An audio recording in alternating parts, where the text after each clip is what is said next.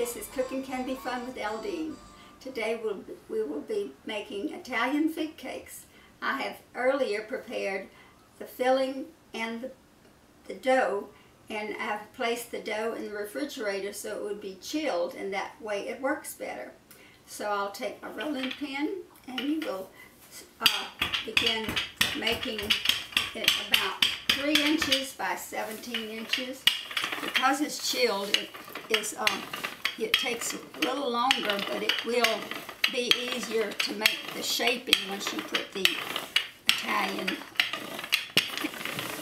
Once you have just about the full length of the pastry cloth, then you can take the filling, which I've already prepared, and you run it down the center. And you want to make it big enough so that you'll have a nice thick filling. Now you use your fingers and just sort of try to make it even all along the length.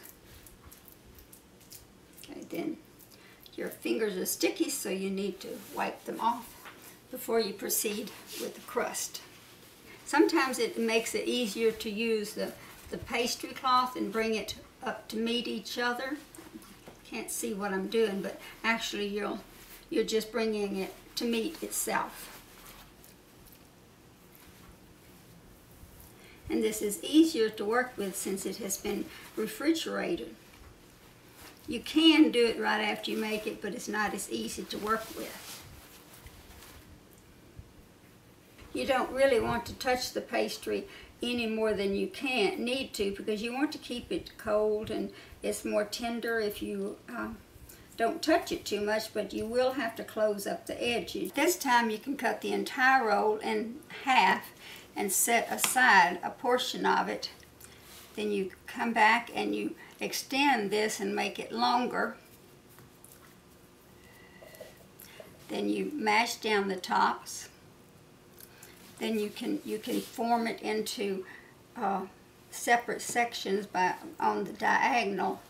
Bring it like that. We're making 4 segments out of this. So you take one cookie and turn it, and that second slice, and then the third slice. Then you place it, let me show you the shape of it. Then you place it on the cookie sheet. You take the next one. Sometimes you might need to wipe the knife off with the paper towel and then dip it again. Then you take the next cake and divide it. And I make usually 3 slits, and it gives a nice shape to it. And you just, while it's pliable, you just turn it like that, put it on the cookie sheet. Then on this one it has a closed end, so you can leave that on the small end. 2 and 3. Make the slits across the top, and I did not do those over there, so you do make slits on the top. Okay, so it should look like that with the slits on the top. This is the way it looks before you put it into the oven. You should have a preheated 375-degree oven and bake them for 20 to 25 minutes or until golden brown. This has been Cooking Can Be Fun with Eldene.